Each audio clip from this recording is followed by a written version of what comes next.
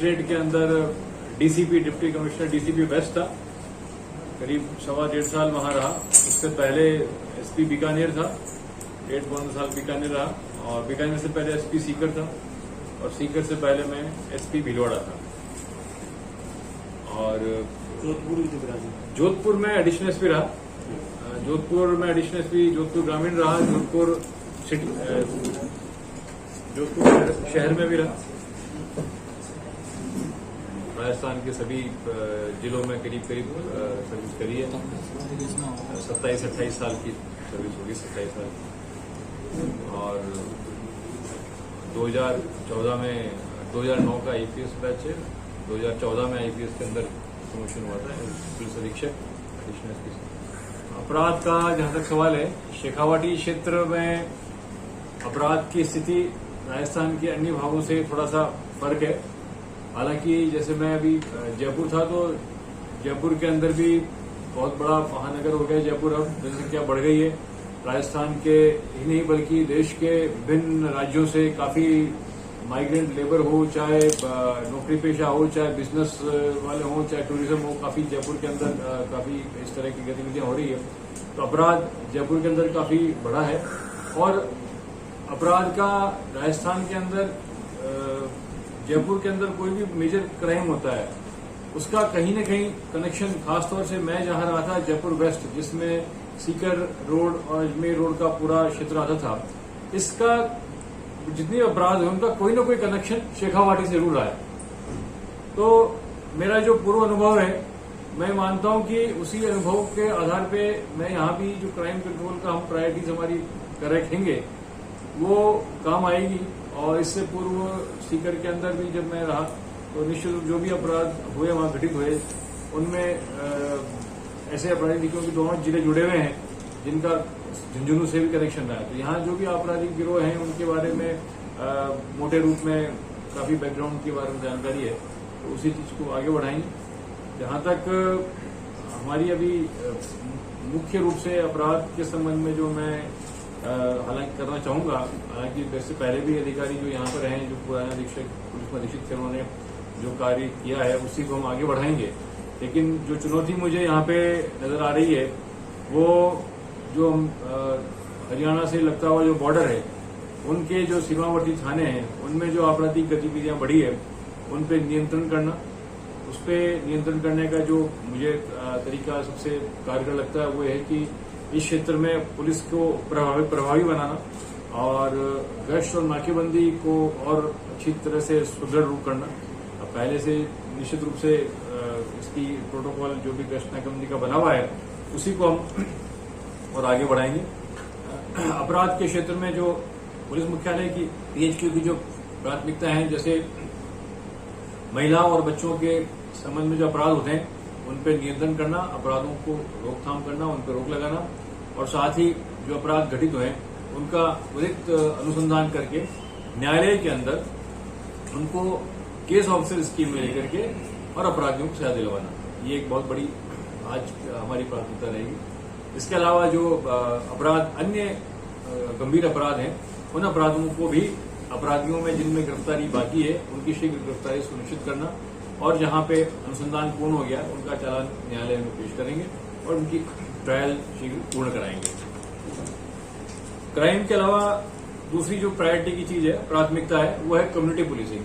आज जनता के साथ ये बहुत आवश्यक है कि हम संवाद पब्लिक के साथ रखें। जैसे अभी एक बड़ी दुखद घटना, अनफॉर्चुनेट इंसिडेंट हुआ था, लेकिन उसमें जो पीड़िता थी उनको एक मोबाइल नंबर, हेल्पलाइन नंबर मिला, उससे उसने अपराध की सूचना दी। इसी प्रकार से ऐसी स्थिति नहीं आए, संवाद कम्युनिटी के साथ में ऐसा रहे कि पुलिस को एक तरफ तो अपराध की सूचना तुरंत मिले, तो दूसरी ओर अपराध को सॉल्व करने में, सुलझाने के अंदर भी जनता का सहयोग मिले। इस संवाद को कायम करने के लिए पुलिस कम्युनिटी रिलेशंस को और बेहतर बनाएंगे। पुलिस मुख्यालय और राज्य सरकार के द्वारा भी कई इस तरह की अभी नवीन योजनाएं चला रखी है, उसको और अच्छे तरीके से लागू करेंगे। और खासतौर से जनता का सहयोग सक्रिय रूप से लेंगे हम, और अपराध के अंदर अनुसंधान में, फरार अपराधियों को पकड़ने में हम काम लेंगे। तीसरी हमारी सबसे इम्पोर्टेंट चीज होगी पुलिस बल के अंदर हमारा जो पुलिस बल है, बेड़ा है, इसमें अनुशासन को बनाए रखना। जो अनुशासन अभी है उसकी अनुशासन को और अच्छे स्तर पर पहुंचाना।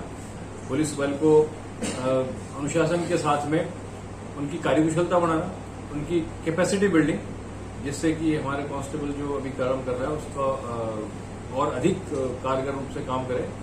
दूसरी उसमें सॉफ्ट स्किल डेवलप करना। सॉफ्ट स्किल मतलब जनता के साथ अच्छा उनका व्यवहार हो।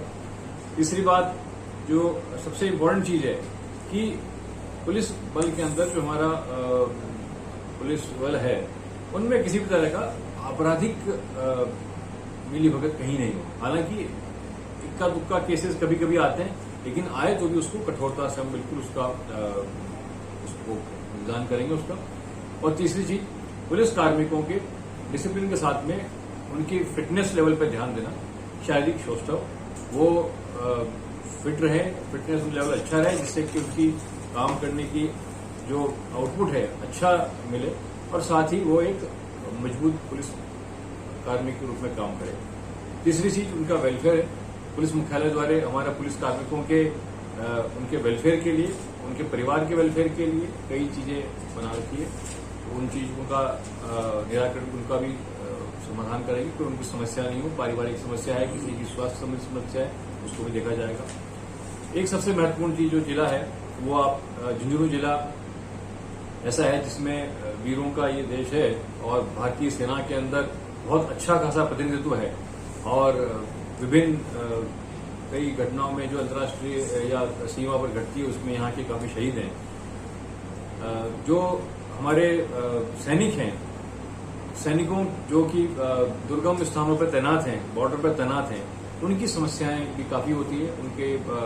उनकी समस्याओं का त्वरित रूप से निदान किया जाएगा। उनके वो जहां पोस्टेड है बाहर, उनके वहां से जब उनकी कोई कंप्लेंट आती है उसको बिल्कुल प्रायोरिटी पे देखा जाएगा, उनका समस्या ध्यान किया जाएगा। इसके साथ ही भूतपूर्व सैनिक जो हमारे लिए बहुत सम्मानीय हैं और उनकी भी कोई समस्याएं तो हम उनको प्रायोरिटी पे देखेंगे। ये घटनाएं जो घटित हुई है ये काफी अंतर्राज्यीय इनका रेमिफिकेशंस होता है और ये अंतर्राज्यीय गिरोह हैं जो राज्य के या अंतर जिला गिरोह हैं, विभिन्न जिलों में काम करते हैं। इसमें हम हमारे आसपास के जिलों का भी सहयोग लेंगे, हरियाणा के भी जो पड़ोसी जिले हैं उनके भी अधिक पुलिस का सहयोग लेंगे और बिल्कुल जनता का ही पैसा है ये और आम जनता के पैसे का सुरक्षा करना हमारा कर्तव्य है। इस अभी जो घटनाएं घटी उसको बिल्कुल अभी हमारा अभी मेरी बात हुई एडिशनल स्टाफ से इसमें लगे हुए हैं। कुछ और गिरफ्तारियां अभी बाकी है, वर्कआउट कर लिया गया है, शीघ्र जल्दी मुलजिमों को गिरफ्तार किया जाएगा और आगे के लिए इस तरह घटना नहीं घटे उसका भी हम पुख्ता इंतजाम करेंगे। देखिए, अभय कमांड एक बहुत बड़ी योजना थी जो सभी शहरों में लागू की गई है। सबसे पहले जयपुर में शुरू हुई थी और ये सही है कि फर्स्ट फेज के अंदर जो कैमरे लगे उसके बाद में सेकंड फेज में जो और कैमरे लगने थे या और उसमें जो आगे टेक्नोलॉजी का अपग्रेडेशन होना था, अपग्रेडेशन अभी बाकी है। तो इसका लाभ मिला है सर, सीसीटीवी कैमरों से पुलिस को इतनी मदद मिली है। अब ऐसे कोई 50 उदाहरण सामने आए। बिल्कुल, ये जब आज की तारीख में अपराध को रोकना और अपराध घटित होता है तो अपराध को अपराधियों का पता लगाए जाने में आइडेंटिफिकेशन में सीसी कैमरा बहुत कारगर है। मेरे ख्याल से जैसे अभी मैं जयपुर में था तो कई बड़ी बड़ी घटनाएं घटी थी और सभी घटनाओं में अभी पिछले दिनों पिछले महीने के अंदर 2 बहुत बड़ी घटनाएं घटी थी। वैशाली नगर थाने में एनएचआई के कंसल्टेंट का मर्डर किया गया था और एक अभी बनीपार थाने में 15 दिन पहले एक हिस्ट्री शीटर का भी मर्डर किया गया था। तो ये दोनों दिन दहाड़े बड़ी सनसनीखेज घटनाएं थी। इन सब को हमने वर्कआउट किया और उसके पीछे सबसे जो हमारा मददगार साबित हुआ वो सीसी कैमरा ही था।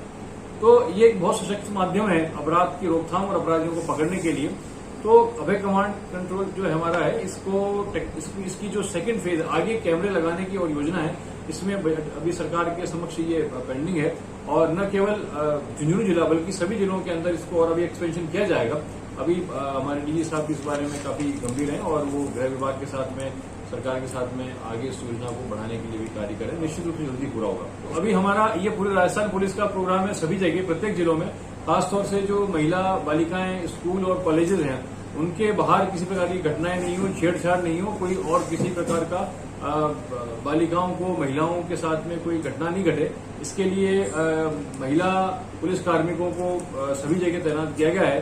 और अलग अलग जगह कहीं पे जैसे जयपुर के अंदर निर्भया टीम है, बीकानेर के अंदर कुछ और उनका नाम है, लेकिन वो बड़े कारगर हैं। इसको अगर अभी हम इसका रिव्यू करेंगे और ये योजना जो है बिल्कुल बड़े अच्छे प्रभावी तरह से लागू की जाएगी। पहले तो मैं चाहूंगा कि जो पहले जो अधिकारी रहे हैं उन्होंने जो अच्छे कार्य किए हैं उन्हीं को आगे बढ़ाया जाए। भाई उन सबकी कोई ना कोई उपयोगिता है, तो मैं चाहूंगा कि उन नवाचारों को लागू रखा जाए और आगे बढ़ाया जाए। जिला प्रशासन या सरकार की ओर से जो नवाचार शुरू किए गए, अभी जो अगर फिर भी मेरी प्राथमिकता देखी जाए तो मैं चाहूंगा कि खासतौर से महिला सुरक्षा के लिए विशेष रूप से कार्य करने की जो आवश्यकता है। और अभी जो आपने बताया कि जैसे महिला स्कूल और कॉलेज के बाद में कुछ महिला कार्मिकों, पुलिस कर्मियों की टीम रहती थी, उसी को हम नया कुछ अलग नहीं करना है, जो है हमारे पास में इसको प्राथमिकता रखते हुए हम आगे कार्य करेंगे। सुरक्षा एक बहुत महत्वपूर्ण चीज है और निश्चित रूप से वो प्रायोरिटी अभी बात नहीं हो पाई। बाकी सड़क सुरक्षा प्रायोरिटी रहेगी, ट्रैफिक व्यवस्था निश्चित रूप से प्रायोरिटी रहेगी और एक दो दिन में हम देखेंगे कि कौन सा प्रायोरिटी क्षेत्र है। अभी हमारा पुलिस जाब्ता जो है ना, करीब 200 से ज्यादा पुलिस कार्मिक जो है ड्यूटी में गए हुए, तो वो एक बार पटवार परीक्षा है, बहुत महत्वपूर्ण ड्यूटी है। लीड के बाद ये सबसे बड़ी परीक्षा है, तो हमारे 200 आदमी आ जाए, उसके बाद में निश्चित रूप से आपको हमारी सभी टीम यहाँ है उनके साथ बैठ के 320 अलवर वगैरह का। हाँ ठीक है sir, thank you. Okay, thank you, बहुत बहुत धन्यवाद आपका, शुक्रिया।